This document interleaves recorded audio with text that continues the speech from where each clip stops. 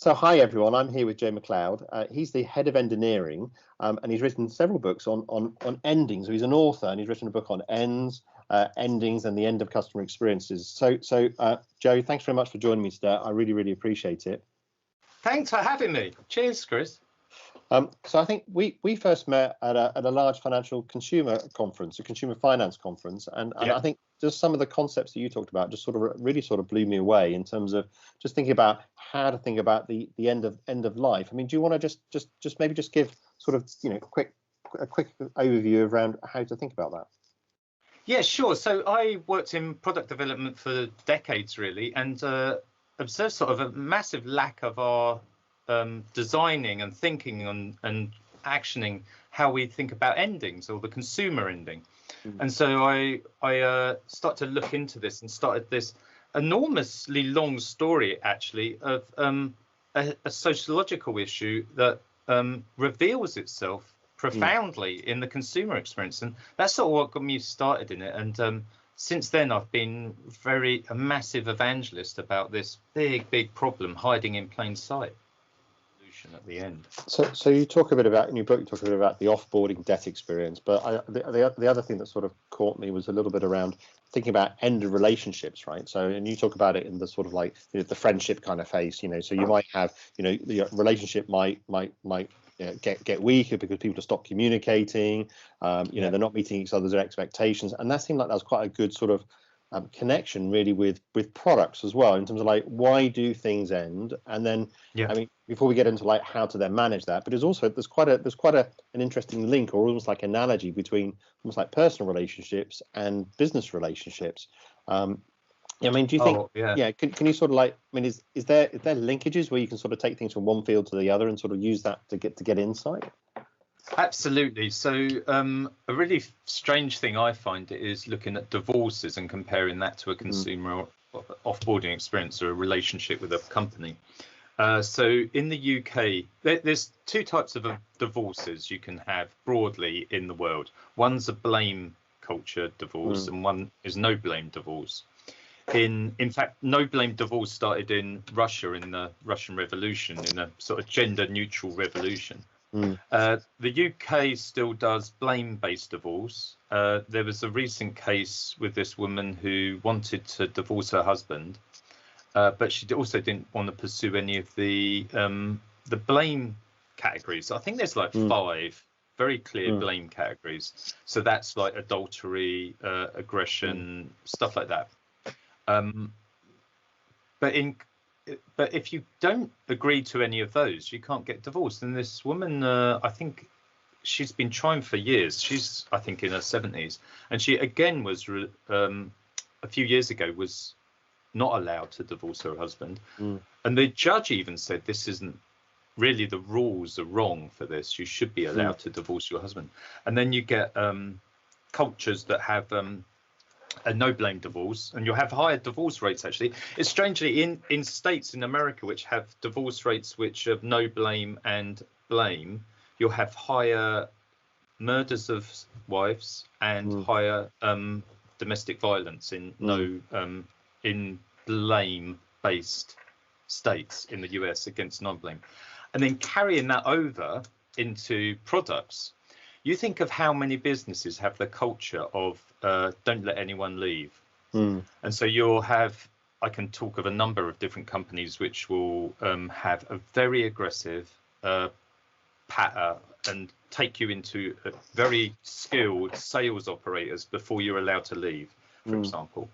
And there was one company, for example, a big UK company, who had they demand you do a 1-hour sales interview if you want to leave, and they won't let you leave before that. So with that in mind, how bad do you think your brand equity is after giving somebody a 1-hour sales interview? Because arguably they're not leaving because of the bad ending, and they're leaving because of a bad product, or it just doesn't suit their needs. There's no other reason why they're going to end than just a normal, but you're going to give them a bad experience at offboarding. And therefore they're going to leave with a bad experience. I mean, in the US, I mean, it's famous, even you see it in films and TV, don't you? Around, it's got so bad it's in popular culture around like cancelling your cable contract.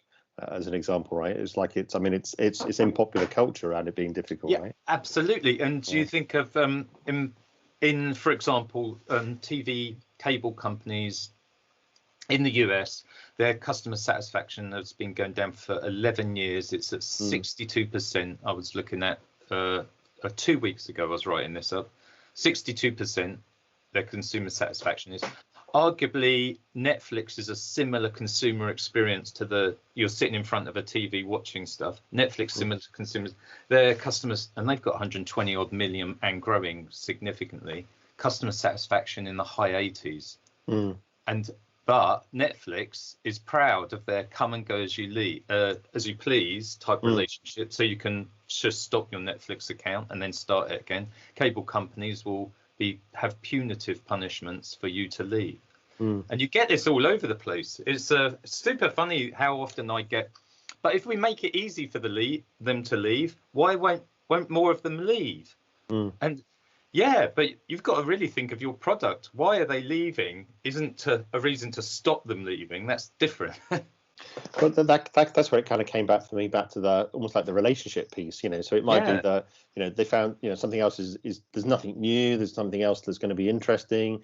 You know, they're not getting communication, and there's definite linkage between that and the leaving piece, and then but then I suppose then you're talking about even when people do leave, you want to try and make that leaving experience good as well, because they might come back or they're going to have a good feeling around the brand.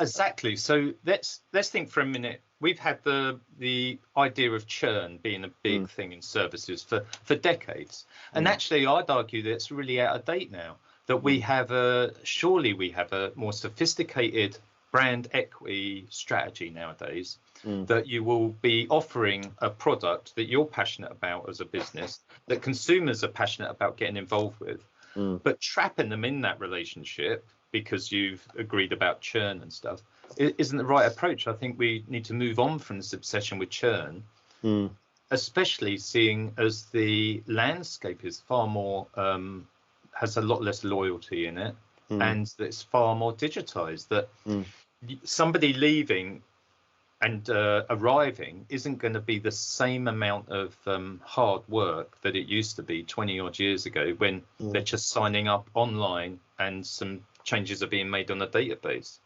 So we're operating in a world which is based on sales reps going out, hard selling, and making lots of financial effort and investment into that sale. And at the offboarding, we're doing the same thing from that 20, 30 odd years ago. So you talk about very much like designing things with the end in mind, and so I just go down the collections and recoveries route, or the credit risk route. I mean, how do you think we should think about that in particular? I mean, is it, you know, I mean, the end in mind is we want people to repay the debt back. We want people to, but we want people to leave in a way that's going to be sustainable over longer term. And if you look at some of the regulation that's coming out recently, it is about sustainable arrangements. It's almost like being this ending piece, and having good endings, almost like being regulated into us. But maybe we should think about it in a different way and get ahead of it. Absolutely. So the reason, like, legislation has come in all over the place in the last 20 years focused on endings. So you see it from 2008 and the government in the UK looking at making more competition in the marketplace in financial services. So they introduced the 7-day switch, because overwhelmingly in the research it was that people couldn't leave their current relationships. So when you look into that data, it meant that people on average were spending 27 years on average at a bank because they couldn't leave. The 7-day switch comes in. Millions of people go through that, so they can leave now, and you get into a far healthier, sort of more open market where consumers have freedom. That's one bit of legislation. Soon after, the energy sector done a similar they were asked to do a similar thing.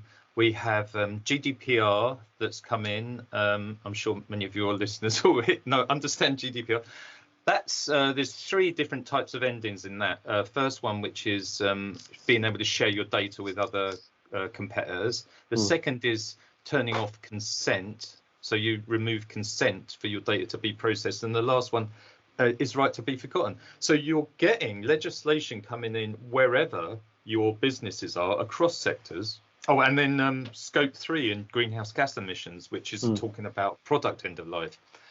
Businesses are totally, they've got their trousers around their ankles in terms of endings, because they're not considering the holistic view of the consumer journey. Legislation comes in and demands that they do. And I see a lot of, coming back to your point about the collections industry, it's almost an industry that shouldn't exist, because it should be the responsibility of the business that started the relationship.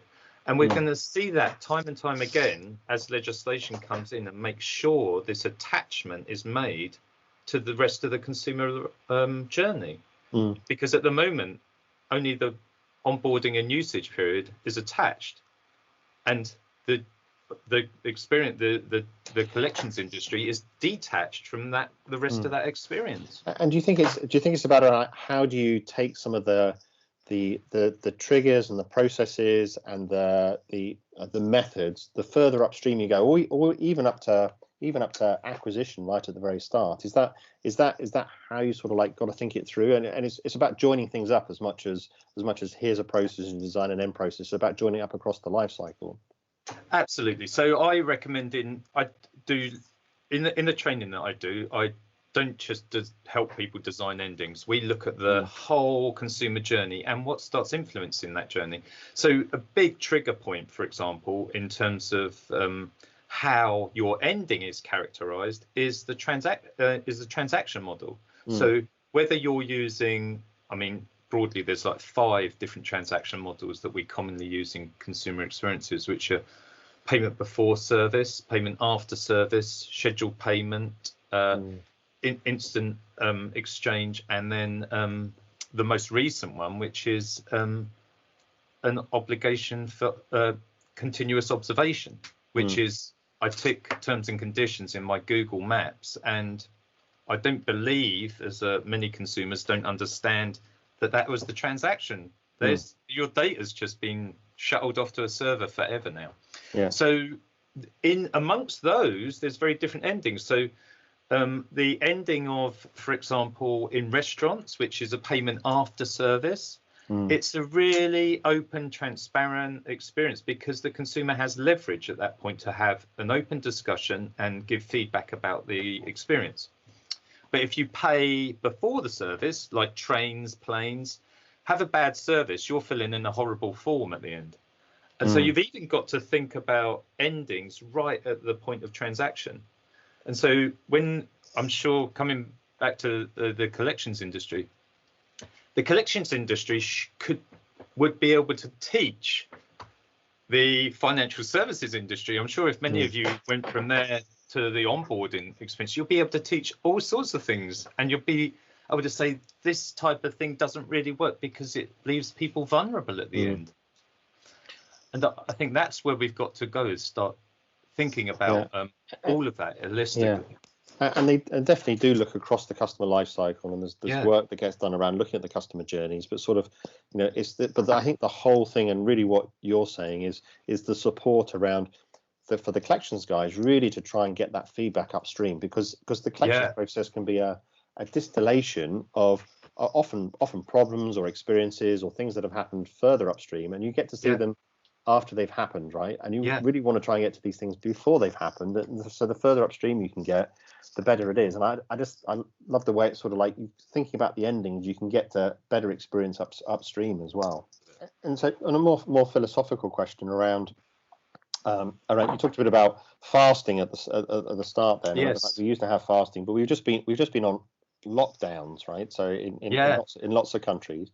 Do you think that's going to make us think differently? Because it's a bit like a fast on consumerism in some ways, isn't it? We haven't, although we've been doing a lot of stuff digitally like this, we haven't been going out to the shops, we haven't been going to restaurants, those kind of things, which has been an impact for that sector. But do you think it's going to help us sort of just step back and reflect around what we need and what we don't? I think, and this probably isn't the best answer or the most welcomed answer, is that I think we're all reflecting while we haven't got a choice to reflect. And at the moment, I think we're all thinking we're going to change. And I think sadly we'll go back to exactly what we were doing before. Yeah. And I say that in a sort of a little bit of a disappointment. I mean, so many of us want to go on a holiday and do that thing again and meet up with mates and go and actually we've got loads of, you know, if you've been lucky enough to keep your job, you've probably got a lot of money stacked away because you just haven't been spending it. The other reason I think that is because I read work by Daniel Defoe, who wrote in medieval times about the first plague which hit London. And it's a fascinating account. It's called I think A Year in the Plague or something, written sort of live almost because he went through it. Really interesting because they almost had the same approach. Lockdown, they called it shut-ins. They'd shut whole families in houses so they wouldn't get out. But the funny thing at the end, it wasn't really a very clear ending. And when we talk about the end of COVID, it's not going to be the ending that we thought. It's not going to be like, da-na. So Daniel Defoe's thing was like, it never really ended because it faded out. And people just went back to this normal life. In fact, similarly in those times, and I think this will happen again, a lot of people left London, all the rich people left London, if you had the opportunity to. People left London, went to their country houses or moved out, and then they all came back. And I think this is going to happen as well. Everyone will move to the countryside, and then they'll, you know, give it 3 or 4 years, they'll all move back. It is interesting looking at some of the historical pandemics that have happened. So looking at the Spanish flu after the First World War as well, and some of the behaviour. And we like to think we're different, but actually some of the behaviour is very similar. I think it was one of the accounts. I think it must have been one of the plagues. We were talking about people being in the pub, even though there's a plague going on, and those kind of things. Or there's the things around whether you may have masks or not, and resistance around wearing masks, which happened in the flu. It's like we all think we're different, but actually human beings actually don't evolve that much. Not as quickly as we like to think we do. At least there's a reference in this book from the 15th century which was talking about fake news and like all of these made up reasons to get rid of the plague. And we're no different. And I think again it will be quite similar. I think it's been interesting actually the amount of stuff we've done online, and I think this might be the big difference because arguably we've had the ability to do distance sort of work for at least a decade, if not two, and we haven't really embraced it. But now I think the tools are there, the behaviours tighten to be there, and so that's sort of quite interesting, I think. But going back to endings, I'm not sure about that. Go on. I mean, we've got into a bit more of a habit, haven't we? So of doing things online. I think some benefits of it, but I mean, there's some definite drawbacks as well. I think some people miss some things as well, and I suppose it's just how do we think about how it's going to end? I think just chatting to you, I was just thinking about how do we think about how it ends and how we go out, even if it fizzles out. I mean, do we have a series of endings where we think about, well, this is particularly with people returning to the office. I mean, that's an end of remote work and going back into the office. How do we think about what that should look like? I mean, it's ending this life and going back into the new life, and just that whole transition state is interesting. Just think about, it's really around design, isn't it? I mean, how do you design something that's going to work for people, it's going to work for people in the longer term? Because you want to keep the best and lose the things you don't like, I would think. Yeah, and going back to consumer experiences, in so many of the places, and I think it comes from all sorts of level, whether it be you're doing an MBA in college or doing a design course or doing a development course. And I hear this from all sectors. So I hear lots of people are interested in designing for endings in technology because they're terrible at it as well. They have these massive, instead of ending a service, deleting data, they'll happily merge databases, create a data lake, and then all of a sudden we've got this impenetrable mess of data. And we do that with other types of disposable assets. So if you chuck all of your as soon as you chuck an item in the landfill, it instantly becomes anonymized, but the asset definition is entirely lost. Because it is merged with loads of other assets, and at the ending, we do this with all sorts of all sorts of types of sectors, or whether it be product, service, or digital. I mean, talking about endings is difficult. I mean, we see this in collections. I mean, talking about collections can be quite difficult for people as well. I mean, as an ending, but just generally talking about endings seems to be quite difficult. I mean, I find it difficult to talk about, you know, because they can be things you don't like to talk about. I mean, why do you think that is? Because it seems like it's really important. I mean, it's important to think about it, and it's a new way of thinking about things. But it's why is it hard for us to sort of think about it?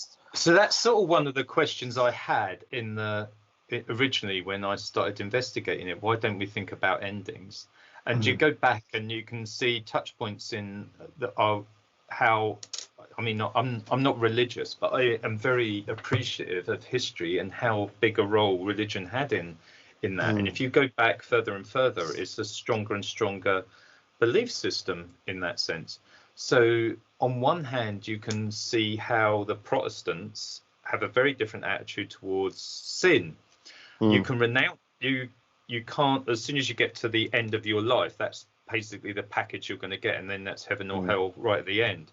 So it's very hard, and it's quite overwhelming to think about the errors you've made and not being able to correct them. In the Catholic religion, you can renounce sin as you go. So at the end of life, you can be sort of cleansed and etc. So you can sort of, there's different philosophies to end of life that you've got to take into consider in terms of how we've built a culture and the sociological culture. Those go really far back. So when we get to the Industrial Revolution and those three things I was talking about earlier on, the way we structured the Industrial Revolution and the way we built society around that sort of behavior really echoes symbolisms from the Protestant religious model. We desecularized it, so it's almost like a desecularized version of the Protestant religious model that then gets adapted into our relationship with consumption. So that gets really energized when it goes to the US, and you get into that consumer boom in the US where it was a really fascinating bit. I don't know if you remember in the book when is the switch, the change from a thing called progressive obsolescence, which was the Europeans, even rich, for example, Europeans had an attitude towards clothing, for example, or anything. Even if it was expensive, you would wear it until it was worn out. Yeah. And the Americans, almost in like this insight of consumerism, said, why do I have to hold myself back from just buying what I want? And it was called like progressive obsolescence, because at the time it was very progressive, that attitude. And we never think about how that was framed and how that frames our society now. And we do it on every level. So I will buy as much as I want, and I don't care about anything wearing out. So I've got loads of clothes in the house which I don't fit in anymore, but I can't throw away. I haven't got that vocabulary almost. And then you do it in digital as well. I've signed up for loads of services, hundreds of apps probably over the period of time I've been working in digital, and I don't remember signing off any of them. You sort of just forget about them and undo them. You might delete them off your home screen, but they've got your data somewhere, and you can still go and download them later, can't you? And it's quite interesting. Yeah, sometimes. Yeah, I mean, and there's the EU legislation that's coming through around the right to fix, which I thought was quite interesting. That kind of links into that, which I think supports some of the stuff what you're saying, which is you know things aren't designed to wear out, and then you buy a new one. You can actually fix them, right? So a washing machine or those kind of things. Yeah, right to repair is a massive deal, and it really is a big issue it's not just electronics, actually. If you go to the US, there's been big class actions about farmers being able to fix their tractors, and there's a long history of farmers being super skilled in mechanics to be able to fix minor, especially all sorts of problems on their tractors. But then they buy a vehicle now with a service agreement attached. They can't touch it. And similarly, consumers, as soon as you open up almost any consumer item you have, you've voided the warranty, especially electronics. So if I want to update an old laptop and put a, in fact, I have, like in the past, I updated old laptops, put a new flash drive in, and it turned it into like almost a brand new machine in terms of speed. But the ones now, not only because I'm not allowed to open any of them up, but in the past I did open them up. Now I can't open them up because they're all full of glue. They're almost, you can't access them even if you voided the warranty. So there's a whole culture around this type of approach. And you look at a company like Fairphone, which is from the Netherlands, and they make mobile phones that you can open up, change the battery, update the camera. So they have this longevity invitation, as it were, to get in at the end, update it. It's an actionable experience at the end. So going back to your first book, and I know you got a new book that's sort of in train, I think, isn't it? And I think you've been running workshops with businesses as well. Do you want to? I mean, so what's the new book about? And you know, I mean, and then talk a little bit about how have you found it in terms of like how businesses react to this as well. So the first book was very much a sociological, historical study, and it really framed the problem. So I'm very confident in the belief I have around endings being a massive problem in consumerism because of this piece of work. So the next piece, the next book that's almost finished, I've almost pretty much written everything, and now it's in editing. That's very much about how to build endings in consumer experiences. So it's a lot more of a how-to practical book. And it's based off all the workshops I've been doing for the last few years. So I've been building up techniques and models and frameworks to help businesses, whether they be in product sectors, financial, digital or services, because it's essentially the same issue. We're not designing endings, so we've got to design the consumer experience at the end.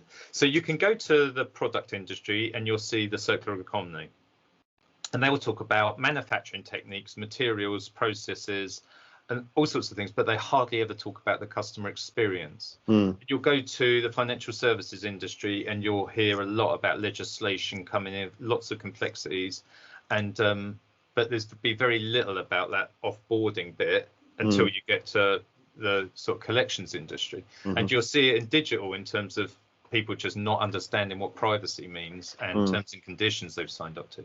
So you see it across these things, but the commonality across all of these places is the consumer experience is absent at the end.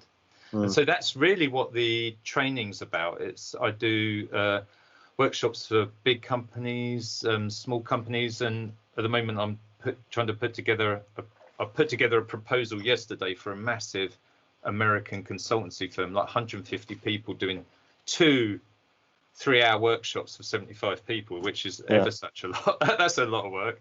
But then the other day I was just doing one for 3 people, and they wanted a specialist sort of thing. So I offer these, and I'm doing them all online as well, so that because it's quite easy to do now. How do you find the people who attend? Are they converts? Yes. Are they converts who turn up to your workshops? Actually, that's a really good point. That's a really good point, because what I get almost across the board, whether I go to a conference and people are like, this guy's going to talk about endings, and then, I don't really understand what he's going to talk about. So I get this. I thought it'd be interesting to listen to you, and then or come to your workshop even. I get that as well. And then like an hour later, they're like, wow, I never thought of it like that. So I get stacks of quotes, and you can look at them on Twitter or on the website. All the quotes, loads of them talk about like, wow, that opened up my eyes to a whole new world of thinking about the consumer experience. Wow, that's the best one I think was it's hiding in plain sight. It's a massive idea, hiding in plain sight. Yeah. And I think that's what is I think the most revealing one is that it's this, oh my god, yeah, that's totally different. So half the time most of my job has been for the last 2 years is getting that response out of people, and now the next job is educating people about how to do it. So we've gone from inspiration to actionable sort of skills, and that's sort of what the next book's about. It's what the training's about, and Yeah, and that's sort of what's going on, really. I mean, Joe, I mean, I think I definitely had that wow experience when I heard of it, because it just made me think about things differently. So I'm definitely probably in the Yeah, convert kind of yeah. camp. And I really appreciate you making the time to chat to me today. I mean, I think it's fascinating. It really is. Thinking about things in a different way, using analogies to think about things, and thinking about how do you design with the end in mind, I thought was really, really interesting. So I think it's really worth taking on board. So thanks very much for joining me. I really appreciate it. Thanks a lot, Chris. It's been great chatting to you about it. Okay.